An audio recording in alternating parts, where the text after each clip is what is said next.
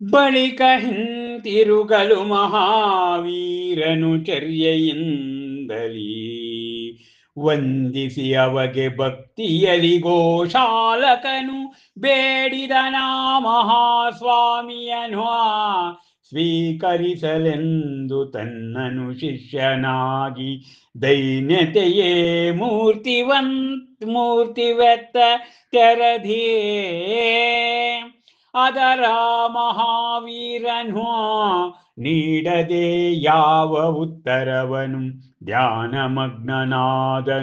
ಸ್ವೀಕರಿಸಿ ಮತ್ತೊಂದು ಮಾಸದ ಉಪವಾಸ ನಿಯಮವನು ಕಳೆಯಲಾ ತಿಂಗಳು ಪರಿಭ್ರಮಿಸಿ ನಗರದಲ್ಲಿ ಪಾರಣೆಗೈದನಾನಂದ ಶ್ರಾವಕನಲ್ಲಿಯೇ ತರುವಾಯ ಕೈಗೊಂಡು ಮತ್ತೊಂದು ಮಾಸದ ದೀಕ್ಷೆಯನು ಮುಗಿಸಿರಿದನು. ಸಂಪನ್ನವಾಯ್ತು ಪಾರಣೆಯೂ. ಸುನಂದ ಶ್ರಾವಕನ ಗೃಹದಲ್ಲಿ ಬಳಿಕದಲ್ಲಿಯೇ ಸಂಕಲ್ಪಗೈದು ಮಗದೊಂದು ತಿಂಗಳ ಉಪವಾಸ ವ್ರತವನು ಮುಗಿಸಿದನ ಚಾತುರ್ಮಾಸವನು ಆ ಮಹಾಮುನಿಯು ಆಸ್ವಾದಿಸುತ್ತ ನೀರವವನು.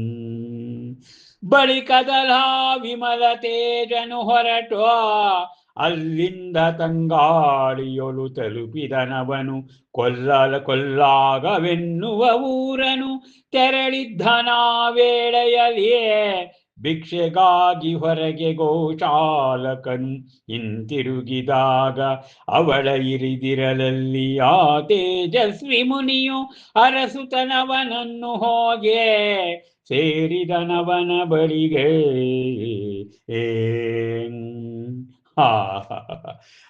ಆ ಶಿಷ್ಯತ್ವವನ್ನ ಸ್ವೀಕಾರ ಮಾಡಿ ಎಂದು ಪವಾಡ ಪುರುಷನು ಹಾಗೆ ಕಂಡಂತಹ ಆತ ಹೇಳುತ್ತಾನೆ ಗೋಪಾಲಕ.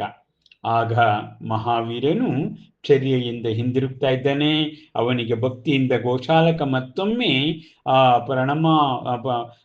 ಮತ್ತೊಮ್ಮೆ ವಂದಿಸ್ತಾನಂತೆ, ನನ್ನನ್ನು ಶಿಷ್ಯನನ್ನಾಗಿ ಸ್ವೀಕರಿಸಿ ಎಂದು ದೈನ್ಯವೆತ್ತ ಮೂರ್ತಿಯಂತೆ ಪ್ರಾರ್ಥನೆ ಮಾಡ್ಕೊಳ್ತಾನೆ.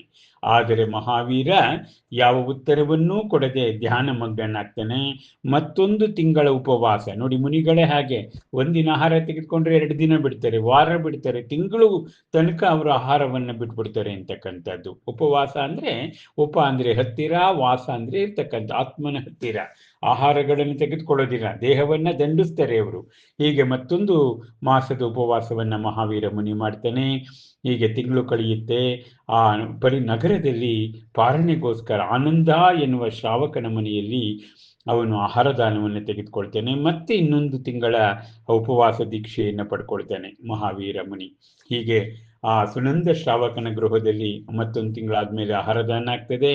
ಬಳಿಕ ಮತ್ತೊಂದು ತಿಂಗಳ ಉಪವಾಸ ವ್ರತವನ್ನು ತೆಗೆದುಕೊಳ್ತಾನೆ. ಹೀಗೆ ಆ ಚಾತುರ್ಮಾಸ ಅಂದ್ರೆ 4 ತಿಂಗಳು. ಆ ಮಹಾಮುನಿ ತಿಂಗಳಿಗೊಮ್ಮೆ ಮಾತ್ರ ಆಹಾರ ಅಂದ್ರೆ 4 ತಿಂಗಳ 4 ದಿನ ಮಾತ್ರ ಆಹಾರ.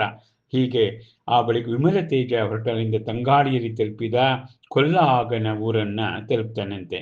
ಭಿಕ್ಷೆಗಾಗಿ ಹೊರಗೆ ಹೋಗ್ತಿದ್ದ ಗೋಶಾಲಕನು ಹಿಂದಿರುಗಿದಾಗ ಅವನ ಎದುರಲ್ಲಿ ಆ ತೇಜಸ್ವಿ ಮುನಿ ಕಾಣಿಸ್ತಾನೆ.